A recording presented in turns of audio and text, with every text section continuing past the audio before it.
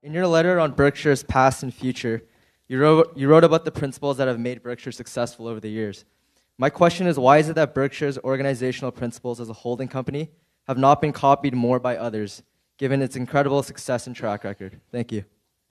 Well, it's a good question. I think the main reason is it looks impossible.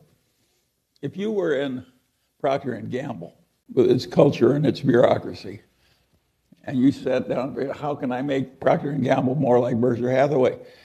It would go immediately to the too hard pile. It's just too hard. There's too much momentum.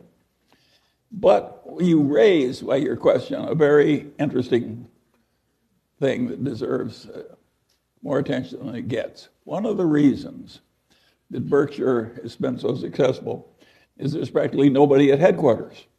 We have almost no corporate bureaucracy. We have a few internal auditors who go out from there and check this or that. But basically, we have no bureaucracy. Having no bureaucracy is a huge advantage if the people who are running it are sensible people. Think of how poorly all of us have behaved in big bureaucracy, even though we have a lot of talent, because we couldn't change anything.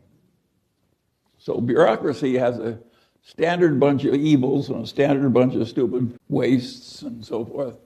And avoiding it is hugely important. And of course, the tendency of successful places, particularly successful government places, is to have more and more bureaucracy.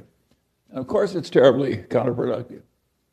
And of course, the bureaucracy, the individual bureaucrats, they're benefiting from more assistance, more meetings, more this, more that. So what looks like poison to us from the outside, because the decisions are so terrible, looks wonderful for them. It's opportunity. And I've just described the great tragedy of modern life. Modern life creates successful bureaucracy, and successful bureaucracy breeds failure and stupidity. How could it be otherwise? That's the big tension of modern life. And some of these places that go into a stupid bureaucracy and fire a third of the people and then the place works better, they're doing the Lord's work, but you wouldn't think so if you were working there. But there's a lot of horror and waste in bureaucracy, and it's inevitable. It's as natural as old age and death.